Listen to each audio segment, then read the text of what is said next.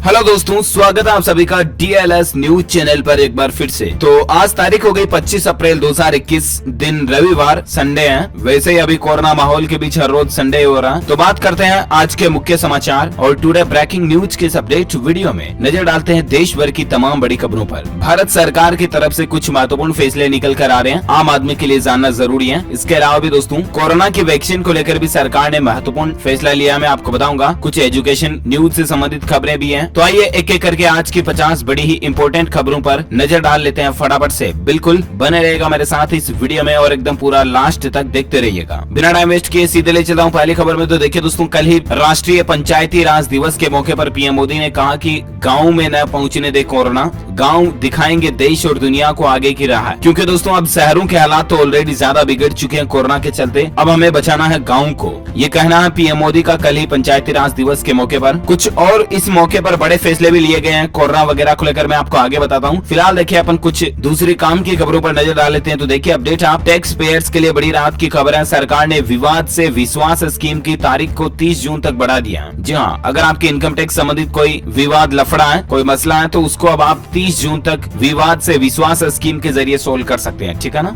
इसकी तारीख को सरकार ने बढ़ा दिया है। अच्छा, अगली खबर देखिए, रेलवे पॉइंट मैन मयूर शेलके को गिफ्ट मिली जावा बाइक। इन्हें किस बहादुर के लिए तोहफा मिला, ये बात तो आपको जरूर पता होगी। इन्होंने रेलवे प्लेटफॉर्म पर एक बच्चे को बचाया था, बिल्कुल एक हीरो की तरह, जो कि अपनी एक ब्लाइंड यानी कि अंधी माता के साथ जा रहा था। तो उनके इसी नेक काम के लिए दोस्तों जावा कंपनी ने इनको एक बाइक गिफ्ट की है, इनकी बहादुरी के लिए। मेनी मेनी कांग्रेट्स मयूर जी को। और अगली खबर देखिए दोस्तों, राजस्थान राज्य में सख्त पाबंदियों के बावजूद अब शराब की दुकानें खुलेंगी। सुबह इस समय पर आप शराब खरीद पाएंगे। राजस्थान के मुख्यमंत्री अशोक गहलोत सरकार ने लॉकडाउन में शराब की दुकानों को खोलने का निर्णय किया है। यहाँ पर दोस्तों नियम बन चुका, कल की फल सब्जी और किराना दुकानें वगैरह जो है सुबह 5 घंटे खुलेगी, यानी कि सुबह 6 बजे से लेकर 11 बजे तक। ठीक है ना। इसके अलावा अब इसमें नया आदेश जोड़ा गया दोस्तों कि शराब की दुकानें भी सुबह 6 बजे से लेकर 11 बजे तक राजस्थान में खुल सकेगी। ठीक है ना, ये मुख्यमंत्री अशोक गहलोत सरकार का फैसला है। अच्छा, अगली खबर देखिए, भारत के 48वें मुख्य न्यायाधीश बने NV रमन्ना। शपथ ग्रहण समारोह में पीएम मोदी भी मौजूद रहे और राष्ट्रपति रामनाथ कोविंद जी ने कल ही उनको शपथ दिलाई। जी हाँ दोस्तों, भारत के सुप्रीम कोर्ट को यानी कि सर्वोच्च न्यायालय को नया मुख्य न्यायाधीश मिल चुका है। शनिवार को न्यायमूर्ति N वेंकट रमन्ना ने देश के 48वें चीफ जस्टिस ऑफ इंडिया के तौर पर शपथ ली है। नाम ध्यान में रखिएगा, इनका बहुत बार करंट अफेयर्स कॉम्पिटिटिव एग्जाम में इस तरह के सवाल भी पूछ लिए जाते हैं। ठीक है ना। अच्छा, एजुकेशन से संबंधित कुछ खबरें मैं आपको बता दूं। देखिए दोस्तों, CBSE ने प्रश्नों का पैटर्न बदल दिया है। छात्रों से अब कुछ ऐसे खास सवाल पूछे जाएंगे। CBSE ने एग्जाम पैटर्न में बदलाव किया है और अब कॉम्पिटेंसी बेस्ड क्वेश्चन पूछे जाएंगे। कहने का मतलब अब छात्रों से ऐसे सवाल ज्यादा पूछे जाएंगे जो कि वास्तविक जीवन से जुड़े हो। आपकी जनरल लाइफस्टाइल से संबंधित सवाल भी अब आपको CBSE के एग्जाम पैटर्न में देखने को मिलेंगे। ठीक है ना। कुछ और एग्जाम पैटर्न की जानकारी आप देख सकते हैं, मैं आपको एक डिटेल्ड छोटा सा वीडियो बना करके अलग से बता दूंगा, तो वहाँ पे चेक कर लीजिएगा। फिलहाल देखिए आप अगली खबर, एजुकेशन की जब बात हो रही तो और एक खबर देखिए, उच्च शिक्षा के ज्यादातर कोर्सेज अब ऑनलाइन ही होंगे। UGC ने इस योजना पर भी काम करना शुरू कर दिया है। कहने का मतलब अभी कोरोना संकट चल रहा और दुनिया में अब कुल मिलाकर के UGC यानी कि यूनिवर्सिटी ग्रांट्स कमीशन जो है ना दोस्तों,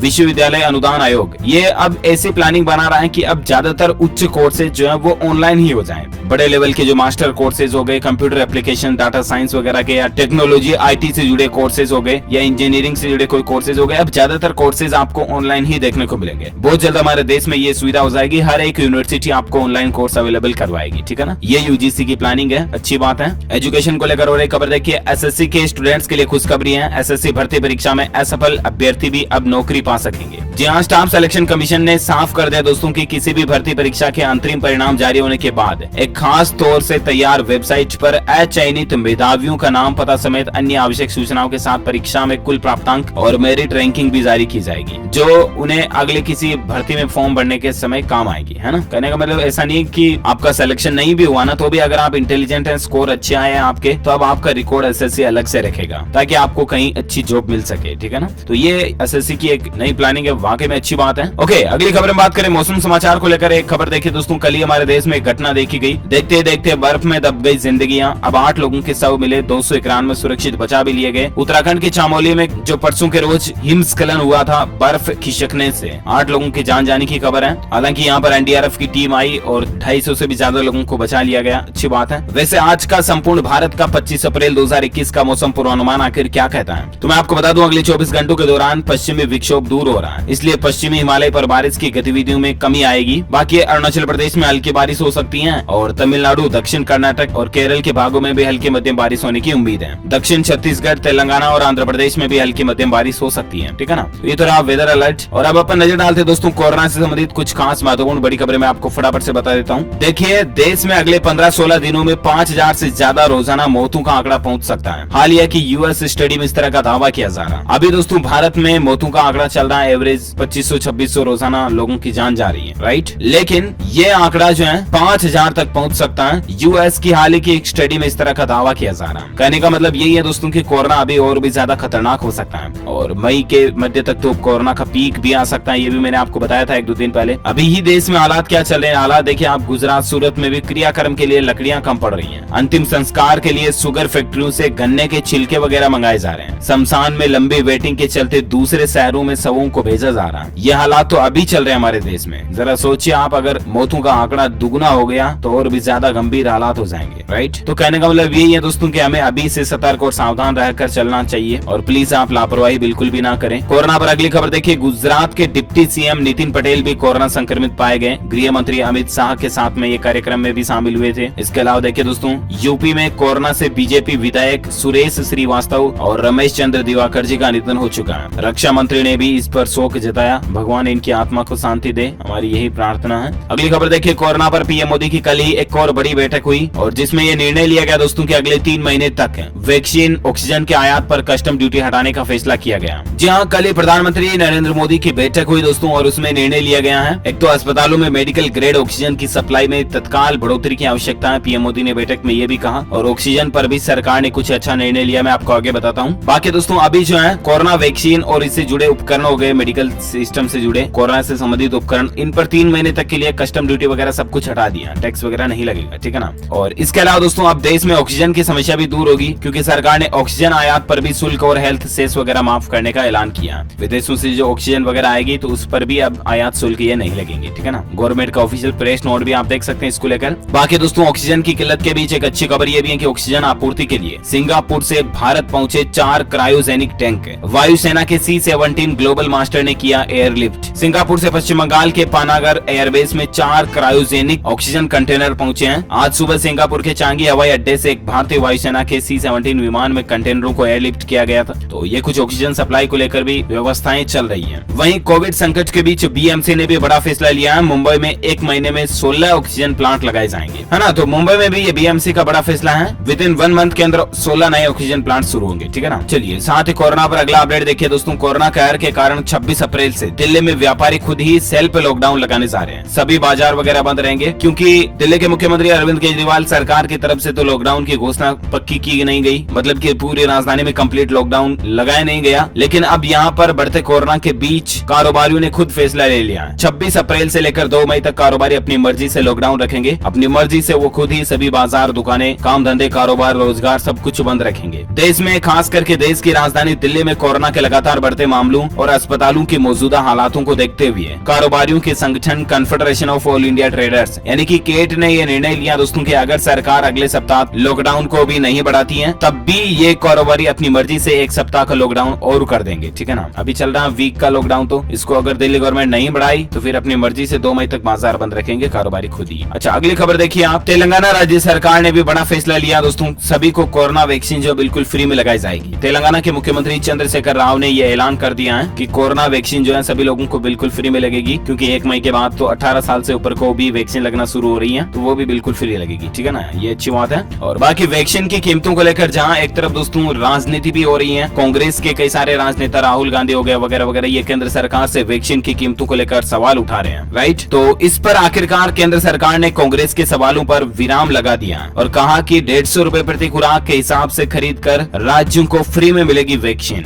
150 रुपए में खरीदेंगी सरकार खुद और फिर राज्य सरकारों को बिल्कुल फ्री में देगी। स्वास्थ्य और परिवार कल्याण मंत्रालय ने कहा दोस्तों कि कोविड-19 की वैक्सीन के केंद्र की खरीद की कीमत 150 रुपए प्रति खुराक रहेगी और राज्य गवर्नमेंट को ये बिल्कुल फ्री में मिलेगी। वैसे वैक्सीन की कीमत की बात करें तो कल ही भारत बायोटेक कंपनी ने भी अपनी वैक्सीन की कीमतों का ऐलान कर दिया है। भारत बायोटेक कंपनी का ये कहना दोस्तों कि वो डायरेक्ट राज्य सरकारों को 600 रुपए में वैक्सीन देगी और इसके अलावा प्राइवेट अस्पतालों को 1200 रुपए में कोरोना वैक्सीन की डोज देगी। भारत बायोटेक कंपनी जो है ना वो। और बाकी सेंट्रल गवर्नमेंट से जो राज्य सरकारों को कोरोना वैक्सीन मिलेगी वो बिल्कुल फ्री में मिलेगी। केंद्र सरकार उसको 150 रुपए खुराक के हिसाब से खरीदेगी, ठीक है ना। ये तो मैंने आपको बता दिया वैक्सीन की कीमतों को लेकर। अच्छा, अगली खबर देखिए, महाराष्ट्र से एक राहत भरी खबर ये आई है दोस्तों की पहली बार, जी हाँ, आज पहली बार नए मामलों से ज्यादा लोगों ने कोरोना से जंग जीती है। कहने का मतलब जो नए केस आए ना कोरोना के, उससे ज्यादा ठीक हुए हैं महाराष्ट्र में। तो ये वाकई में अभी के बहुत गंभीर हालातों के बीच थोड़ी सी राहत की खबर है। और अगली खबर देखिए, हरियाणा सरकार ने भी बड़ा फैसला लिया कि 18 साल से ज्यादा उम्र के लोगों को फ्री वैक्सीन लगेगी। हालांकि रजिस्ट्रेशन इसके लिए जरूरी होगा, जो कि 28 अप्रैल से शुरू होने जा रहा। आप कोविन ऐप पर रजिस्टर कर सकते हैं अपने आप को वैक्सीन लगवाने के लिए, ठीक है ना। अच्छा, भारत में कोरोना के आंकड़ों की बात करें दोस्तों तो पिछले 24 घंटों के दौरान 3,44,000 के समथिंग नए केस देखे गए। लगभग कल आए उतने आज भी नए केस आए, और उसके बाद अभी कुल संक्रमितों की संख्या 1,69,00,000 से भी ज्यादा हो चुकी है। भारत में पिछले 24 घंटों के दौरान 2600 साढ़े 2600 के समथिंग लोगों की मौत हुई, और उसके बाद अभी कुल भारत में मरने वालों की संख्या का आंकड़ा भी 1,92,000 से ज्यादा पहुंच चुका है ना। तो ये तो रहा कोरोना का डेटा।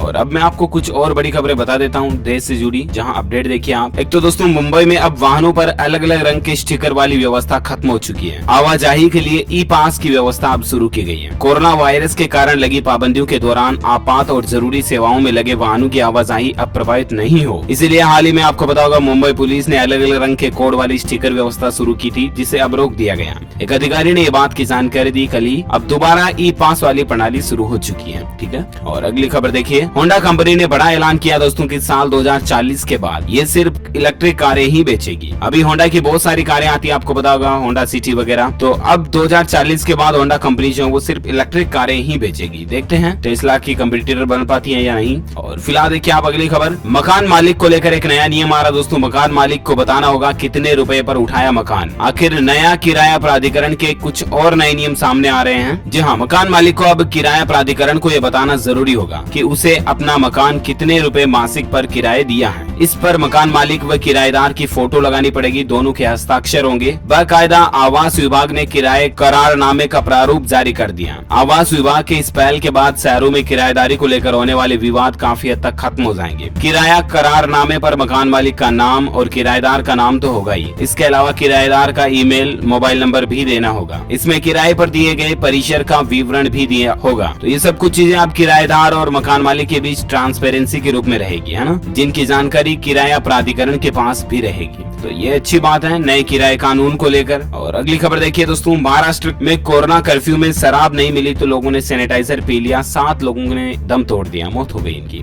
ऐसी घटनाएं पहले भी कई बार देखी गई है, लेकिन मैं आपको बार बार इसलिए बताता हूँ दोस्तों की लोग बाग हालात देखे। मतलब कई लोग ऐसा सोचते हैं कि सैनिटाइजर में भी अल्कोहल आता है, और इसीलिए जब उन्हें शराब नहीं मिलती है तो वो सैनिटाइजर पी जाते हैं। ऐसा कभी ना करें, कभी ना करें, क्योंकि सैनिटाइजर में और दूसरे बहुत सारे केमिकल्स भी होते हैं जो आपकी जान ले सकते हैं, जाहिर सी बात है। और ये मैं आपको इसलिए भी बता रहा हूँ ताकि आप ये भी ध्यान रखें दोस्तों कि सैनिटाइजर को आप घर पर भी रखते हो ना तो नीचे हर कहीं ना रखें, क्योंकि छोटे बच्चों के हाथ में आ गया और गलती से उन्होंने हाथ में लेके पी लिया या खा लिया, तो छोटे बच्चे तो आपको पता है हर चीज को मुंह में लेते हैं सीधे, है ना। तो सैनिटाइजर की शीशी को आप नीचे भी ना रखें, पास में, मतलब जहाँ पर छोटे बच्चों का हाथ पहुंच जाता है ना वहाँ ना रखें, ऊपर रखें आप कहीं पर जहाँ बड़े लोग यूज ले सके उसको, ताकि कहीं छोटे बच्चे सैनिटाइजर को खा पी ना जाए, ठीक है ना। ध्यान रखें इन बातों का, आप जानलेवा होता है सैनिटाइजर। अच्छा, अगली खबर देखिए दोस्तों, उत्तर प्रदेश, दिल्ली, मध्य प्रदेश और छत्तीसगढ़ से अब बंगाल जाने के लिए RT-PCR रिपोर्ट अनिवार्य हो चुकी है। पश्चिम बंगाल में कोई भी जाएगा अब तो उनके लिए कोरोना रिपोर्ट दिखाना जरूरी होगा। और अगली खबर देखिए, मन की आवाज प्रतिज्ञा का जो सीजन 2 शुरू हुआ था हाल ही में, आपको पता होगा, तो 1 महीना भी नहीं हुआ इसको शुरू हुई है और ये शो वापस बंद होने जा रहा है। इसके फैंस के लिए हो सकता है झटके की बात हो। इसके पीछे कुछ रीजंस कोरोना के भी हैं और कुछ रीजंस शो को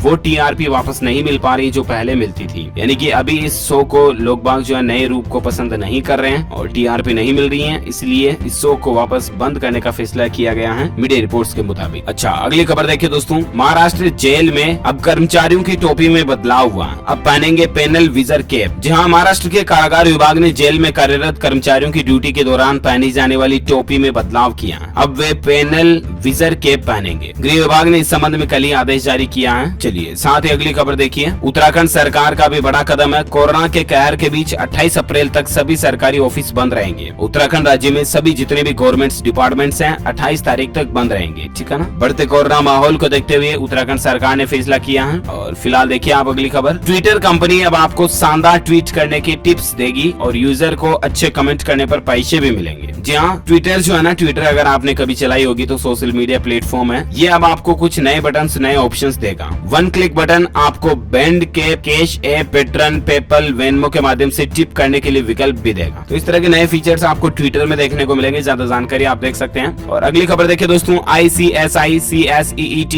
2021 की परीक्षा की तारीख घोषित हो चुकी है, प्रवेश परीक्षा की। ICSI.edu पर आप ऑनलाइन जानकारी ज्यादा चेक कर लीजिएगा। अच्छा, अगला अपडेट देखिए। 18+ वाले लोगों के लिए टीकाकरण से पहले पर्याप्त प्राइवेट सेंटर बनाए जाए। केंद्र सरकार ने राज्यों को ये निर्देश दिया है, क्योंकि आपको पता होगा कि केंद्र सरकार की प्लानिंग के मुताबिक 1 मई से 18 साल से ऊपर के सभी लोगों को कोरोना वैक्सीन लगने जा रही है, राइट। तो इसलिए केंद्र सरकार का राज्य सरकारों को ये कहना है कि आप प्राइवेट टीकाकरण वगैरह के सेंटर वगैरह का जुगाड़ व्यवस्था पूरी करके रखें, ठीक है ना, 1 तारीख से पहले। अच्छा, अगली खबर देखिए दोस्तों। यूट्यूब क्रिएटर्स के लिए यूट्यूब का एक नया फीचर आ रहा है। क्रिएटर्स अब अपने चैनल का नाम और फोटो बदल पाएंगे। आपके गूगल अकाउंट का नाम नहीं बदलेगा। इतने दिन क्या है कि आपके चैनल का नाम या आपके चैनल का लोगो अगर आप बदलते हो तो आपके गूगल अकाउंट का भी वही नाम, वही लोगो रहता है, राइट। लेकिन अब आप अपने चैनल का नाम पर्सनली, मतलब एक इंडिपेंडेंटली बदल पाओगे, फ्रीडमली, जिससे कि आपका गूगल अकाउंट का नाम या लोगो प्रभावित नहीं होगा, है ना। यूट्यूब क्रिएटर्स लोगों के लिए ये फीचर जुड़ चुका है। और अगली खबर देखिए। राजस्थान ने हार का सिलसिला रोका, कोलकाता पर 6 विकेट से जीत दर्ज की है। खेल समाचार को लेकर अपडेट है। कल ही आपको पता होगा RR वर्सेस KKR के बीच IPL 2021 का 18वां मैच था